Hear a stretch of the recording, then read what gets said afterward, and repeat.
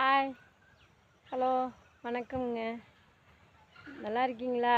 நல்லா இருப்போம், எல்லாம் நல்லா இருப்போம். இன்னைக்கு நான் வேலைக்கு போகலை, லீவா.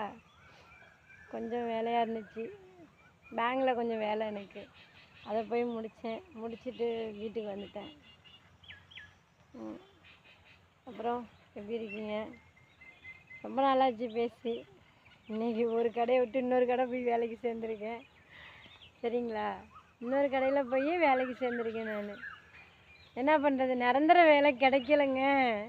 எங்கேயாவது போய் நான் வேலை பார்க்க போனாலும் எனக்கு வேலை கிடைக்க மாட்டேங்குது. ஒரு வாரத்துக்கு வேலை பார்க்குற மாதிரி இருக்குது. அப்புறம் அங்கே எனக்கு செட் ஆக மாட்டேங்குது. கிளம்பி வந்துடுறேன். நம்ம யார் மேலேயும் பழி சொல்லக்கூடாது, யார் மேலேயும் குறை சொல்லக்கூடாது.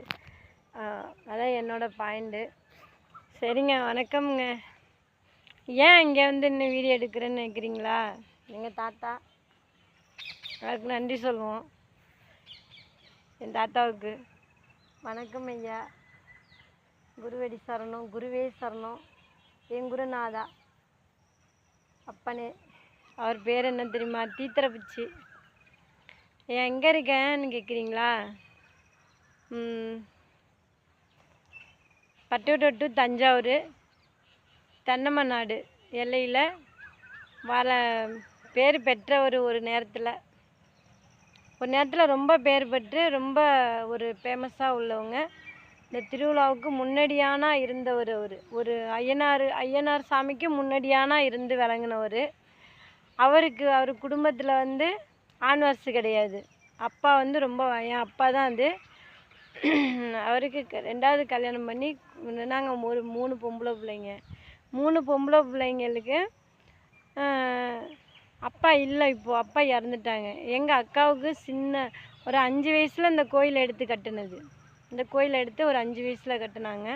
5 வயசில் கட்டி அக்காவுக்கு காது குத்தி வச்சு அப்பா விசேஷமாக கும்பாபிஷேகம் பண்ணி எல்லாம் முடித்தாங்க.